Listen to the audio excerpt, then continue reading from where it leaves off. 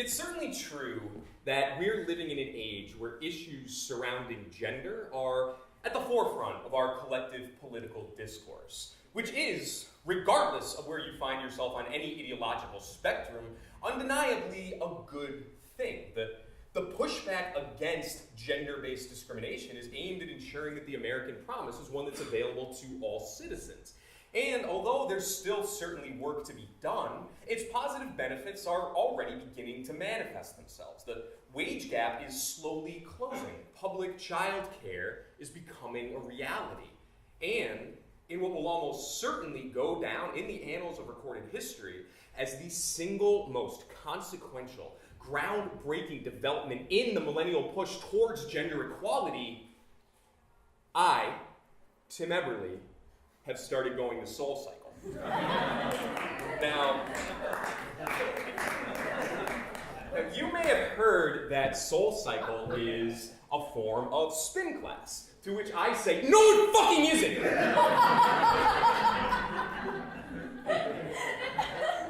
Calling SoulCycle a spin class is like calling Mother Teresa that gross lady from India. I mean, technically true, but it glosses over some pretty significant big picture shit. No, yes, SoulCycle does involve a stationary bike, but there's so much more to it than just pedaling your feet in a sweaty, poorly ventilated room. For one thing, you're pedaling your feet in a sweaty, poorly ventilated room with candles.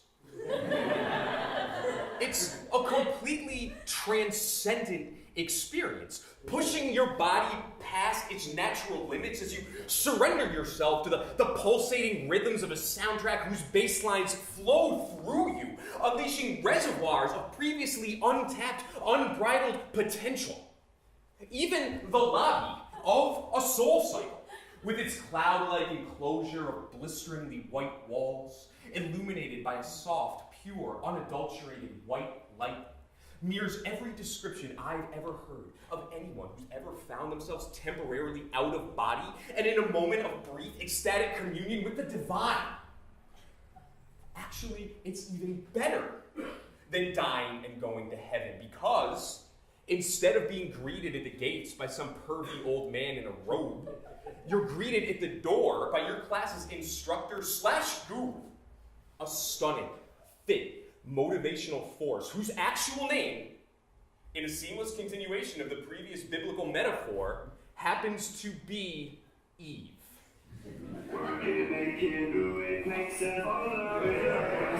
From the moment your legs start pumping slowly and the beat of the soundtrack starts slowly pumping, you find yourself one with the sea of your classmates, all collectively known as Drive. You settle in and you pedal fast with your legs, thrusting in time with the music washing over you, lifting you higher, propelling you forward, obliterating any notion that there's anything standing between the you that you are and the you that you truly can be. You're down in the saddle. You're out of the saddle. You're tapping your back. You're abandoned. Well, Eve, from her pedestal, punctuates the music with peppered inspirational maxims like, lift up your knees, get what you came for, and channel your inner goddess. You push through what can only be described as an orgasm of pain. Your tears mixing with your sweat as you pedal forward, faster, into the starting realization that, you know, I think I might be in a cult.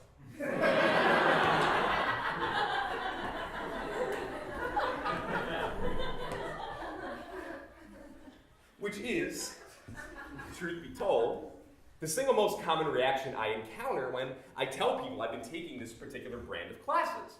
Oh, SoulCycle, huh? Isn't that kind of a cult? To which I say, I mean, yeah, probably.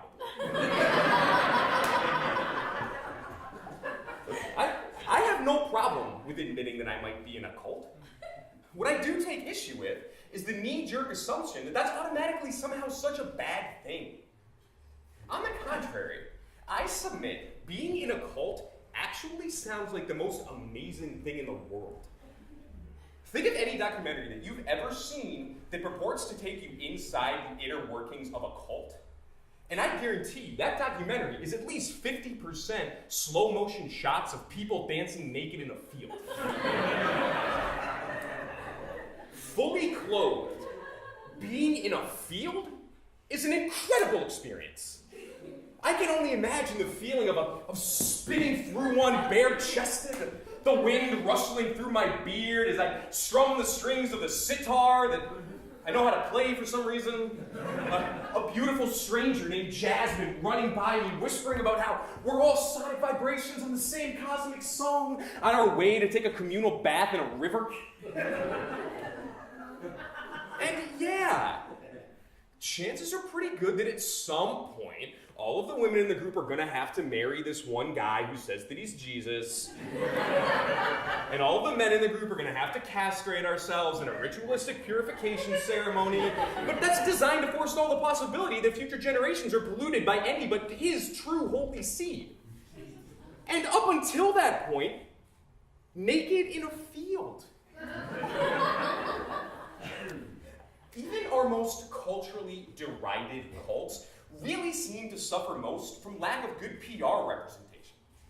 You know, without the ominous sounding background music and obligatory cutaways to images of Charles Manson, day-to-day life in a cult actually seems to be something approaching pretty run-of-the-mill.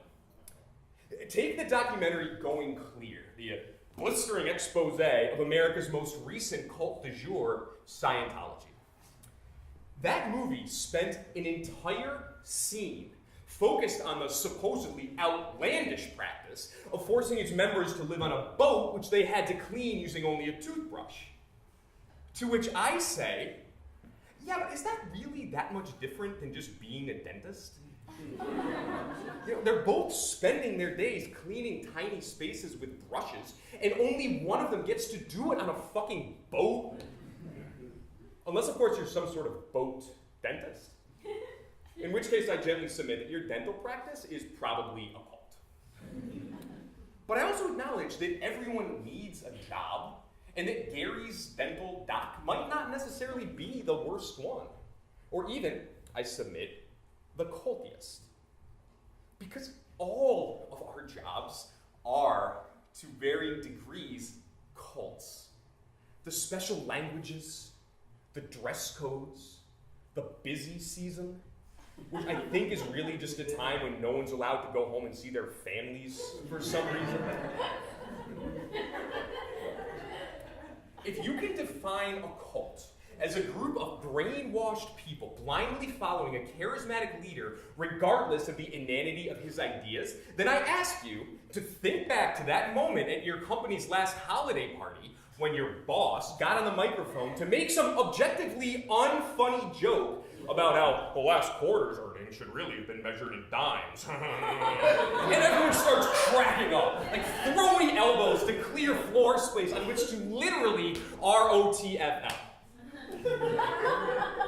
We read about cults and we think to ourselves smugly, oh, well, I don't know why they wouldn't just leave. But when Jenny from HR decides to leave work at 4:30 one day to go see her friend who just had a baby, everyone freaks out. Start rolling their eyes, sending around internal emails with snark-riddled subject lines like, must be nice to be Jenny.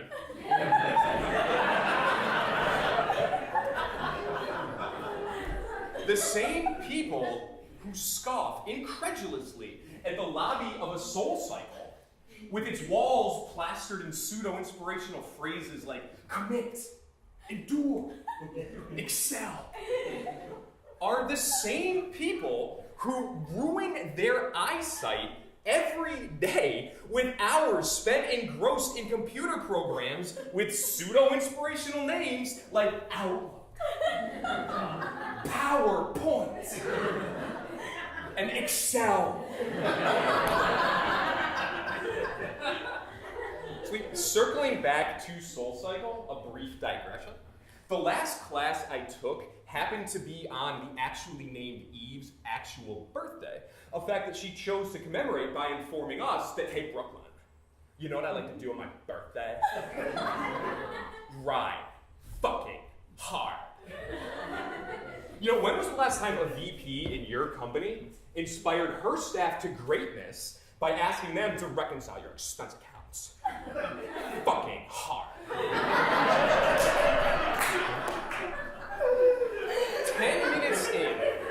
10 minutes into what was already an explosive ride, Eve, again invoking birthday privilege, deigned to inform us that, hey, Brooklyn, this is the point in the class where I take off my fucking shirt.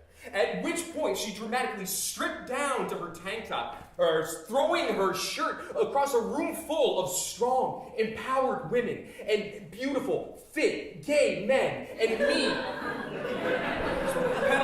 pedaling clunkily along in the back, just thinking, oh, I'm experiencing this in a way that's unique to the room.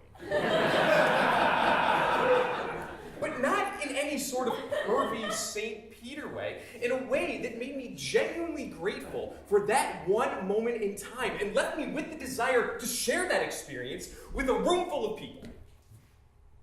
As opposed to the types of conversations that we all have about our jobs, which are really just a series of races to the bottom where we compete with each other to see who can seem the most miserable. Oh, I worked 13 hours today. I worked 15 hours today. I worked on Easter. I worked on Christmas. My wife is ready to divorce me. My son calls me Jeff the Stranger. There's no winner in that argument. And if someone took off their shirt in the middle of it, that would be a development point in that person's quarter-end review. So if paying $35 for 45 minutes of pedaling my feet in a sweaty, poorly ventilated room means that I'm in a cult, then so be it. At least I picked one of the good ones. And if you'd like to join us, I will happily give you directions to our field. Although you need to hurry up. I'm meeting Jasmine in 10 minutes. We're going to drink some special energy tea that Eve brewed up so that we can all die together as a group. I don't know exactly what she means by that, but I will tell you this. I bet you it's exciting.